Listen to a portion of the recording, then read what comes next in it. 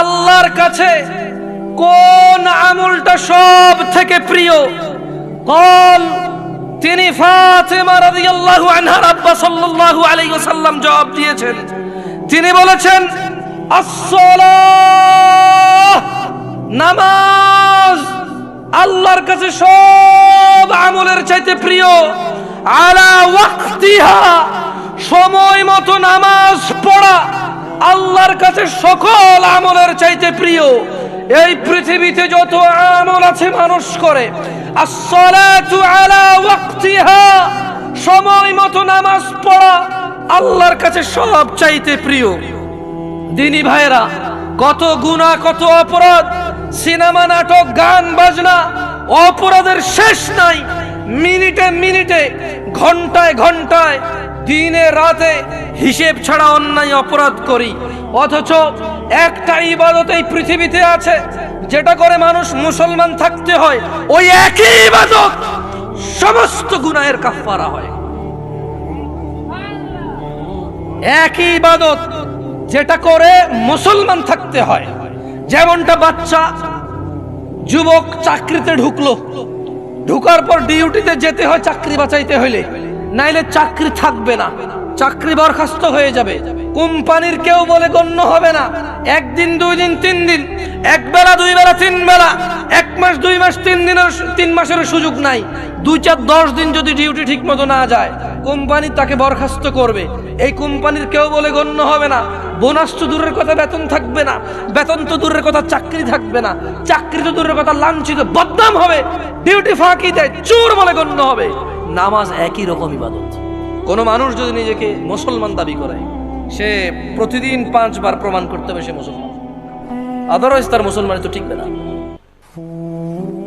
এই পৃথিবীতে আর দ্বিতীয় কোন ইবাদত এরকম নাই যেটা মানে মুসলমানিত্ব বহন করে।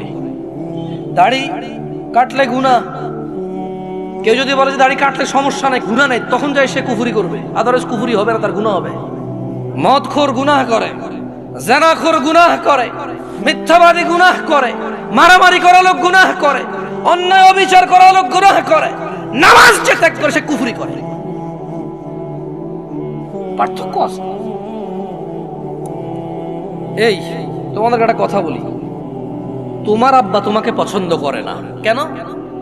তুমি রাত দিন 24 ঘন্টা খেলাধুলা নিয়ে ব্যস্ত, স্কুল কলেজে যাও না। আচ্ছা, এরপর তুমি বাপের সাথে ঝামেলা করো, বাপের কথা শোনো না। তোমার চুল কাটা তোমার বাপকে কষ্ট দেয়, কারণ তোমার বাপকে মানুষ বলে যে ইয়াইও আমরা হুলাইকে তো এত কিছু করতে পারেন না। তোমার বাপ কষ্ট পায় এটা শুনে। তোমাকে, তোমার মাকে বলে তোর হোলারে বুঝাইতে আর উৎসাহ, তোর হোলারই হোলা আয়, কিন্তু যেদিন দড়ি ভেতরে শেষ করিলাম ফিডি। তোমার মাকে বলে তুই তুকারি করে, বলে তোমার কারণে। আমি বলছি না তোমার আব্বা এটা ন্যায় করে, কিন্তু তোমার কারণে তোমার আব্বা তোমার আম্মাকে বলে তোর মতো মহিলার বিয়ে করে আমার জীবন শেষ রে, হোলান্ডি মানুষ করতে পারছ না। আমি বিদেশ গেছি, শহরে গেছি কাজে, আমি কি দেশে থাকলে তোদের মুখে অন্ন উঠবে? এই যে ছেলে পেলে জামা কাপড় পরে ঘুরে ঘাড়ে বেড়ায়, আমি আমার যৌবনটাকে বিসর্জন করেছি বলে তো পারে। তোর মতো মহিলা বিয়ে করে আমার জীবন শেষ, আমার ফোলান্ডি মানুষ হলো। তোমার মাকে রাত দিন 24 ঘন্টা করে। আচ্ছা বলো, তোমার মায়ের দোষটা কোথায়? তুমি কি তোমার মার কথা শোনো? বলো, তুমি তোমার মার কথা শোনো? তোমার মায়ের দোষটা কোথায়? কি করতে পারবে? তুমি তোমার বাপকেই শোনো না, মাকে কি শুনবা? তোমার বাপ যখন দেখে আর কাউকে দোষ দিতে পারবে না, এখন তোমার মাকে দোষ দিবে তোমার কারণে। এত কিছুর পরেও তুমি যদি মদ খাও, গাঁজা খাও, ওকে একজন মানুষের মেরে ফেলছো, তোমার বিচার হবে, আদালত হবে, তোমার আব্বাই টাকা দিয়ে উকিল রাখবে। যদি তুমি বেকসুর খালাস পাও, তোমার আব্বার যদি 2, 4, 5 ঘন্টা জমি থাকে, এটার মালিক কে হবে বলতে পারো? তোমার আব্বা মারা গেল জমি রেখে, মালিক কে? তুমি। যত খারাপই হও, বাপের সম্পদের মালিক কে? যত খারাপই হোক, বাপের পরিত্যক্ত জিনিসের মালিক কে? সন্তান। তো তুমি একটা জিনিস চিন্তা করে দেখো তো, যদি তুমি মুসলমান না হয়ে মরতে পারো, যদি মরো, তুমি কি জান্নাত পাবা? আর যদি তুমি মুসলমান হয়ে মরো, জান্নাত আছে। মুসলমান হয়ে মরলে জান্নাত কি? যেমন তোমার বাপ তোমাকে ঘরে জায়গা দিবে না বলে তুমি জেঠার ঘরে, চাচার ঘরে যে আধা ঘন্টা, 1 ঘন্টা, 2 ঘন্টা থাকো, নানার বাড়ি যদি 2 দিন বেড়াও, তোমার মা আয়সা দিয়ে যায়, খালা আয়সা দিয়ে যায়, থাক ওরে মারিয়ে না, আর করবে না। জায়গা শেষ পর্যন্ত কোথায় হয়? ঘরে হয়।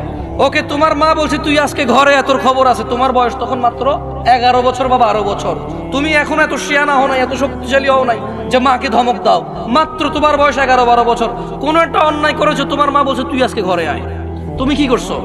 এসার পর হয়ে গেছে, দোকানের সামনে ঘোরাঘুরি করতেছো। তোমার চাচা বলতেছে কি রে 8টা বাজে রাতে তুই আজকে এখনো ঘরে যাস নাই? চাচা বুঝতে পারছে আজকে খবর আছে, কিছু একটা করছো। 8টা-9টার পরে যায় দেখে যে তোমার মাই তোমারে খুঁজতেছে। এরকম হয় না? তোমার মাই তোমারে খুঁজতেছে যে আমগো আব্দুর রহিমের দেখছেন নিও কিল্লাই, আরে এতরে কইছিলাম আজকে ঘরে এলাতে, পোলাটা তো আমার জীবনটা শেষ করে দিচ্ছে, এই সে হ্যান তুমি যা যা করছো বলছে। বলার পরে তোমার মা কিন্তু তোমার যখন, এখনকার কথা বলছি না, তোমার মা তোমাকে চেরাগ নিয়ে চেরাগের যোগে খুঁজছে, হারিকেন নিয়ে হারিকেনের যোগে খুঁজছে। এখন মোবাইলের ফ্ল্যাশ লাইট দিয়ে তোমাকে খোঁজে। তোমার মা খোঁজে না? দেখছো, তোমার মায়ের সন্তান তুমি, অন্যায় করছো বলছে ঘরে জায়গা দিবে না, 2টা শলা দিয়ে বাড়িও দিছে, কিন্তু আবার মাই রান্না করে খাওয়াইছে। আবার মাই ওই মায়ের দাগের মধ্যে মাই তেল মালিশ করে দিছে। মুসলমান হয়ে মরো ভাই। এই যে আগুনে জলে যদি পড়ে আল্লাহ ছাই করে দেয়, ওটাকে আল্লাহ আবার জীবনের নদীতে ধুয়ে পবিত্র করে জান্নাতে ঢুকাই দেবে। আল্লাহর হয়ে মরো, আল্লাহর হয়ে মরো। সালাত ছাড়া বিকল্প নাই। আমি কি তোমাদেরকে জাহান্নামে ফেলতে আসছি এটাকে মনে করো? আমার নিজের গ্যারান্টি আছে, আল্লাহ আমাকে আশ্রয় দিক। আমি আল্লাহর কাছে দোয়া করি, আল্লাহ আমাকে ও তোমাদেরকে ক্ষমা করে দিক।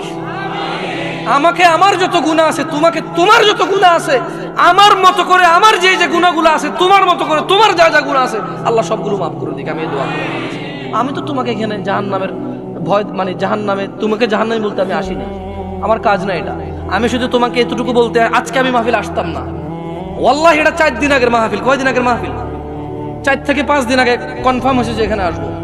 আমি ওনাদের শর্ত দিছি যে ভাই রবিবার আমি বলছি যে দেখেন শুক্রবারের মধ্যে যদি হয় ওকে, নাহলে আমি পারবো না আসতে। আমি এখন বাড়িতে আছি, আমি আসতে পারবো, আদারওয়াইজ আমি পারবো না, আমি ব্যস্ত হয়ে যাবো। তা আমি 4 দিন 5 দিন আগে মাহফিল নিয়ে এখানে আসতাম না। আমি আসছি কেন জানো? আমি কল্পনা করে রেখেছিলাম যেটা নোয়াখালী ওয়াজ। নোয়াখালী মানে আঙ্গ এলাকা, যদিও আমি নোয়াখালী না, আমি কুমিল্লার। আমি কোথাকার? আমি ভেবে নিয়েছি যে নোয়াখালী মানে আড়া। ইয়ানের ভাষা বুঝি, ওদের কথা আমাদের মতো, ওদের চাল চলন আমাদের মতো, ওদের রীতি রেওয়াজ প্রায় কিছু পার্থক্য আছে, বাকি প্রায় আমাদের মতো। ওরা যে পথে ঢাকা যায়, আমরা সেই পথে ঢাকা যাই। বহু আত্মীয়তাও আছে এদিক সেদিক, আমাদের নাঙ্গলকোটের সাথে এদিক। আমি চিন্তা করছি যাচ্ছি আমি যাবো ওয়াজে গিয়ে আমার ছোট ভাইগুলার আমি ওয়াল্লাহি আমি আজকে আসছি শুধু তোমাকে এটাই বলার জন্য যে মুসলমান হয়ে মরতে হবে। আর যাই হোক, কি হয়ে মরতে হবে? প্রতিজ্ঞা করতে হবে। কিসের প্রতিজ্ঞা? মুসলমান হয়ে মরতে হবে। তোমরা কি খেয়াল করেছিলে আমি প্রথমে একটা আয়াত পড়েছিলাম, ইয়া আইয়ুহাল্লাযীনা আমানু, আল্লাহ বলছে হে তোমরা যারা ঈমান এনেছো, ইত্তাকুল্লাহ, আল্লাহর তাকওয়া অবলম্বন করো, হাক্কা তুকাতিহ, আল্লাহকে ভয় করো যেভাবে আল্লাহকে ভয় করা উচিত। ওয়ালা তামুতুন, আর তোমরা মৃত্যুবরণ করিও না, ইল্লা ওয়া আনতুম মুসলিমুন, মুসলমান হওয়া ছাড়া তোমরা মরিও না। ও তোমরা যারা ঈমান এনেছো, ও তোমরা যারা নিজেকে মুমিন বলো, ওয়ালা তামুতুন, মৃত্যুবরণ করিও না, ইল্লা ওয়া আনতুম মুসলিমুন, মুসলমান হওয়া ছাড়া। এটা হচ্ছে আল্লাহর দাওয়াত, এটা হচ্ছে আল্লাহর ওয়ার্নিং, এটা হচ্ছে আল্লাহর আদেশ, এটা হচ্ছে আল্লাহর সতর্কতা বাণী যে শোনো, মুসলমান হওয়া ছাড়া মরিও না।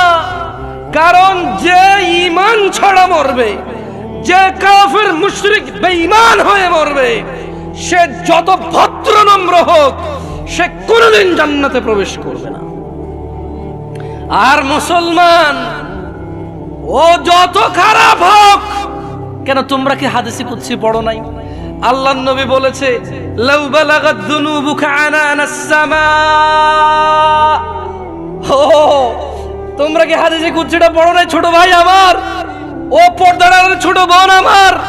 তোমরা কি শোনো নাই যে আল্লাহর নবী বলেছে, লাউ বালাগাত যুনুবুকা আনানাস সামা, তোমাদের গুনাহ যদি আকাশের মেঘমালা পর্যন্ত পৌঁছায়, সুম্মাস্তাগফারতানি, অতঃপর যদি আল্লাহকে বলো, ইয়া আল্লাহ আপনি আমাকে মাফ করেন। আল্লাহ বলছেন গফারতু লাক, তোমাকে মাফ করব, ওয়ালা উবালি, কারো পরোয়া করব না। গুনাহ কোথায় পৌঁছাবে?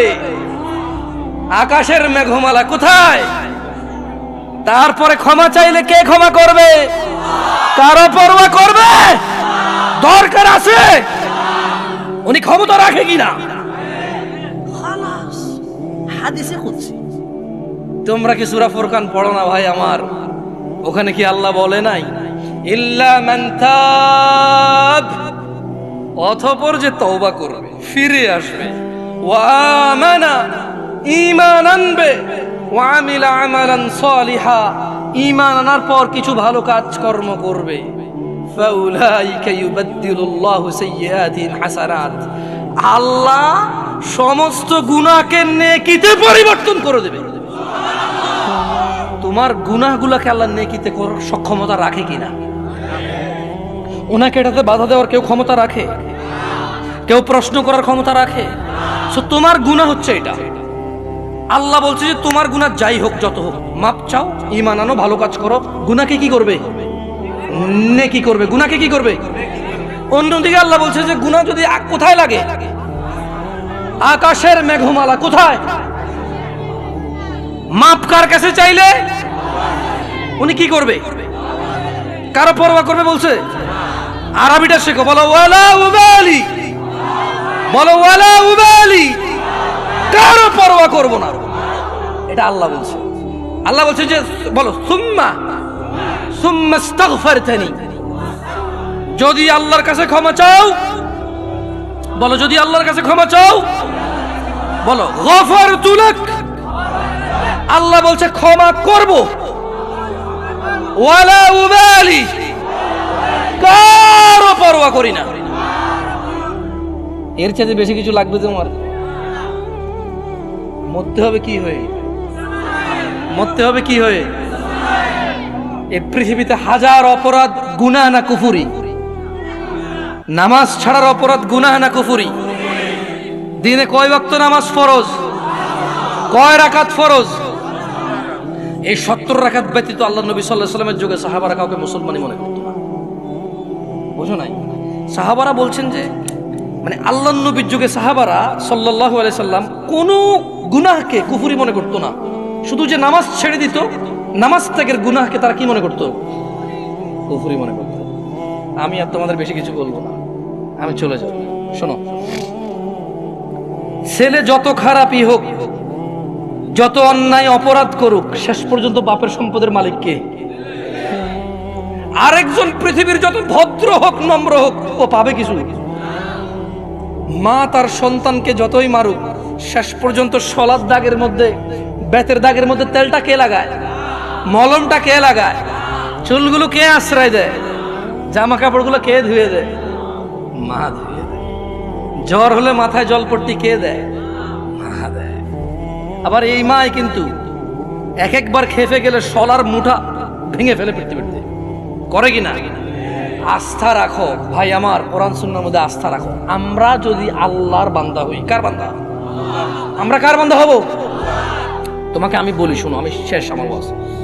আমরা যদি আল্লাহর বান্দা হয়ে মরতে পারি, এরপরে আমরা যখন আল্লাহর সামনে যাব বিচারের মাঠে, কোরআন সুন্নাহ অনুযায়ী, তোমাকে আবার বলতেছি, তুমি যদি কোরআন পড়ো, হাদিস পড়ো, তুমি এগুলা দেখবে, এভাবে জিনিসটা বুঝতে পারবা। তুমি যখন আমরা মরবো, হিসাবের টাইম আসবে, আল্লাহর সামনে যখন আমরা উপস্থিত হব, যখন আমরা কুফরি করব না, শিরিক করব না, যখন আমরা কি করব না, কুফরি করব না, শিরিক করব না, আল্লাহর সামনে গেলে আমাদের অনেক গুনাহ যদি থাকে, এটা আল্লাহর ক্ষমতা। আল্লাহ আমাদেরকে শাস্তি দিবে অথবা ক্ষমা করবে। আল্লাহ আমাদের শাস্তি দিবে অথবা ক্ষমা করবে। এটা কার ইখতিয়ার? সিদ্ধান্ত কার? আল্লাহ। ধরে নাও আল্লাহ আমাদেরকে ক্ষমা করে দিয়েছে, তাহলে আল্লাহ আমাদেরকে জান্নাত দিল। কি দিল? ওকে। ধরে নাও আল্লাহ আমাদেরকে ক্ষমা করে নাই, তাহলে আল্লাহ আমাদেরকে শাস্তি দিবে। কি দিবে? কিন্তু ওই যে আমরা মুমিন মুসলমান, এই শাস্তি চিরস্থায়ী হবে না। কি হবে না? কি হবে না?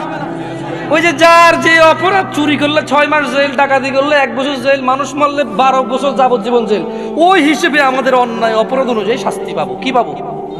যদিও শাস্তি বড় ভয়ঙ্কর, আল্লাহ আমাদেরকে আশ্রয় দিকে। আমিন। আমি তোমাদের বলি, আবার বলি, শোনো, বুঝার জন্য বলি, আমি তোমাদেরকে কি বলতে চাচ্ছি তোমরা কি বুঝতেছো ভাই? আমি বলতেছি না যে অপরাধ করো, আমি মূলত বলতে চাচ্ছি তোমরা মুসলমান হয়ে মরো ভাই।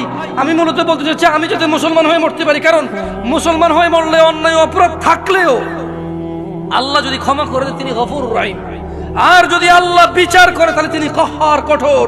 তিনি যদি শাস্তি দেয় কেউ শাস্তি ঠেকাতে পারবে না, কিন্তু তিনি কারো উপরে জুলুম করবে না, অপরাধ অনুযায়ী শাস্তি ভোগ করবে।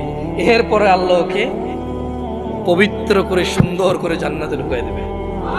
আর শোনো শোনো শোনো শোনো শোনো শোনো শোনো শোনো, তোমার চাইতে ছোট জান্নাত কেউ পায় নাই। তুমি এই পৃথিবী সমান 10টা পৃথিবীর মতো জান্নাত পাবা। সুবহানাল্লাহ। তোমার চাইতে ছোট জান্নাত কেউ পায় নাই, এর থেকে ছোট আর কম কেউ পায় নাই। পৃথিবীর তুলনায় পৃথিবীর চাইতে বড় 10 গুণ বড় জান্নাত পাবা। কি হয়ে মরতে হবে? কয় রাকাত নামাজ পড়ে মুসলমানরা? কয় রাকাত? 17 রাকাত। যাও, আরো 2 মিনিট বলবো নাকি? আচ্ছা, 2 মিনিট বললে তোমাদেরকে একটা জিনিস বলে চলে যায়। দাঁড়াও দাঁড়াও দাঁড়াও দাঁড়াও, আমি দেখেই বলি, বুঝছো, যাতে ভুল না হয় আমার। এতক্ষণ তো আমি বলছি না তোমাদেরকে যে অনেক অপরাধ হচ্ছে গুনাহ, নামাজ ছেড়ে দিলে হয়ে যায় কুফরি। এটা তো আমি বাংলাতে বলছি না? আসো এবার হাদিসের ভাষায় বলি, কেমন? মনোযোগ দিয়ে শোনো, দেখো তোমার কাজে আসে কিনা। আন জাবির রাদিয়াল্লাহু আনহু, সাহাবীর নাম কি? জোরে বলো, সাহাবীর নাম কি? জাবির। তো জাবির রাদিয়াল্লাহু আনহু বলছে যে সামি'তু নবী সাল্লাল্লাহু আলাইহি ওয়াসাল্লাম, জাবির রাদিয়াল্লাহু আনহু বলছে যে আমি আল্লাহর নবী সাল্লাল্লাহু আলাইহি ওয়াসাল্লামকে বলতে শুনেছি, ইন্না বাইনার রাজুলি ওয়া বাইনাশ শিরকি ওয়াল কুফরি তারকুস সালাহ। এই যে দেখছো, কথা কিন্তু চলে আসছে হাদিসে। আমি আমার বক্তব্য এখানে শেষ করে দিতে পারতেছি আলহামদুলিল্লাহ। কেন?